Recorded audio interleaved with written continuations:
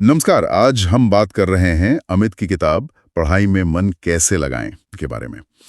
पढ़ाई कई लोगों को, खासकर स्टूडेंट्स को, एक बोझ जैसी लगती है ना? हाँ, बिल्कुल लगती है। पर ये किताब दिखाती है कि कैसे इसे बोझ समझने के बजाय अपने लक्ष्य तक पहुंचने का एक दिलचस्प रास्ता बना सकते हैं। तो चलिए इसकी कुछ मुख्य बातें समझते हैं। जरूर। मुझे लगता है बहुत से छात्रों के लिए सबसे बड़ी चुनौती यही होती है, फोकस कैसे बनाए रखें और जो मेहनत कर रहे हैं वो सही दिशा में है या नहीं। सही। ये किताब इसी के लिए कुछ बहुत ही प्रैक्टिकल तरीके बताती है। गोल सेटिंग से लेकर डिस्ट्रैक्शन से कैसे निपटें, ये सब। किताब की एक खास बात जो मुझे लगी वो ये कि शुरुआती माइंडसेट बदलने से करती है। कहती है पढ़ाई को दुश्मन नहीं, दोस्त समझो। ये जरूरी है। जैसे किसी को क्रिकेट पसंद हो तो नियम वगैरह आसानी से याद हो जाते हैं। वैसे ही अगर सब्जेक्ट्स में थोड़ी रुचि ढूंढ लें। हाँ, जैसे इतिहास को कहानी की तरह देखना। बिल्कुल। या विज्ञान को एक्सपेरिमेंट्स के जरिए समझना, तो शायद बात बन सकती है। लेखक का कहना है कि हर विषय में कुछ ना कुछ दिलचस्प होता ही है, बस खोजने की देर है। ये नजरिया बदलना वाकई बहुत अहम है। और इसी से जुड़ा है अगला कदम, एकदम साफ लक्ष्य तय करना। हाँ, स्मार्ट गोल्स। हाँ, किताब में स्मार्ट गोल्स का जिक्र है, यानी लक्ष्य स्पेसिफिक हो, साफ पता हो क्या पढ़ना है, मेजरेबल हो, कितना पढ़ना है ये नापा जा सके, अचीवेबल हो, ऐसा हो जो मुमकिन लगे, रेलेवेंट हो, मतलब आपकी बड़ी पिक्चर से जुड़ा हो, और टाइम बाउंड, यानी कब तक पूरा करना है। सही। वो रिया का उदाहरण भी था ना किताब में। हाँ हाँ, रिया का उदाहरण दिया है कि उसने रोज 2 चैप्टर खत्म करने का लक्ष्य रखा, और जब वो पूरा कर लेती थी तो खुद को छोटा सा ब्रेक या कुछ इनाम देती थी। इससे मोटिवेशन बना रहता है। अच्छा, लक्ष्य तो बना लिया, लेकिन आज के टाइम में ना ध्यान बनाए रखना ही असली चुनौती है। फोन है, सोशल मीडिया है। ओ हाँ, वो तो है ही। ये लगातार ध्यान खींचते हैं। तो यहाँ एक बहुत दिलचस्प बात किताब में आती है। एक तरह का चैलेंज दिया है। हाँ, वो फोन वाला चैलेंज। हाँ। कि 1 हफ्ते के लिए रात 8 बजे के बाद बिना फोन के पढ़ाई करके देखो। सुनने में ही मुश्किल लगता है। मुश्किल तो है, पर शायद असरदार भी हो। इसके अलावा छोटी छोटी बातें भी हैं, जैसे स्टडी टेबल साफ सुथरी हो, सिर्फ जरूरत का सामान हो वहाँ। हाँ, और फोन पढ़ते वक्त दूसरे कमरे में रखना। ये छोटी चीजें माहौल बनाती हैं और काफी असर करती हैं। बिल्कुल।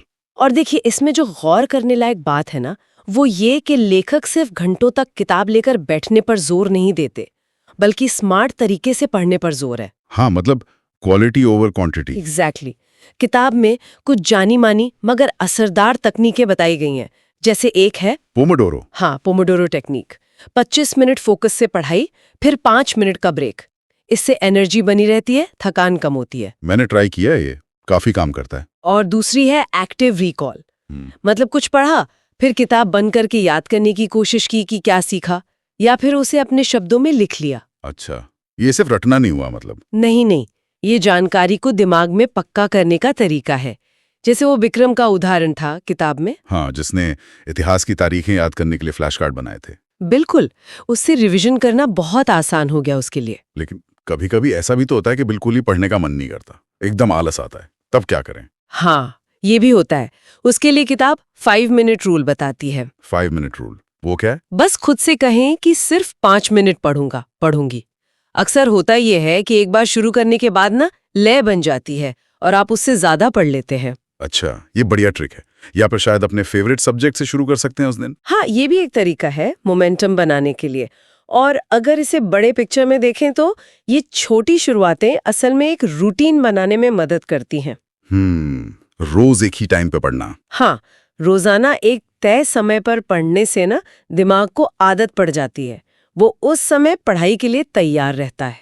जैसे वो रमेश का उदाहरण था, शाम 6 से 8 का टाइम फिक्स किया और उस पर टिका रहा। और सेहत का भी जिक्र है। ओ हाँ, वो बहुत जरूरी है। पर्याप्त नींद, 7-8 घंटे, अच्छा खाना, थोड़ी कसरत, क्योंकि देखिए स्वस्थ शरीर में ही तो मन ठीक से काम करता है, फोकस कर पाता है। सही बात है, ये सब चीजें आपस में जुड़ी हुई हैं। बिल्कुल।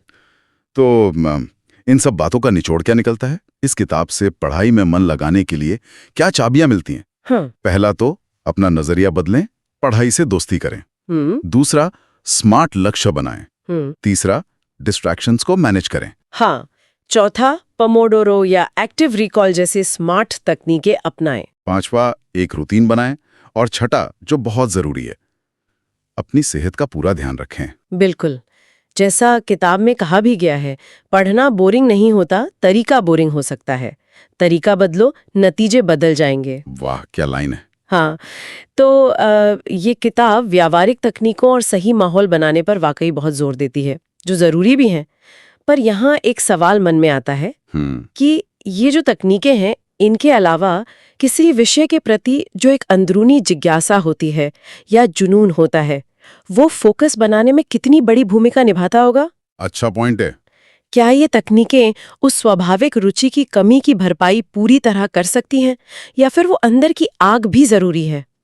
ये सोचने वाली बात है।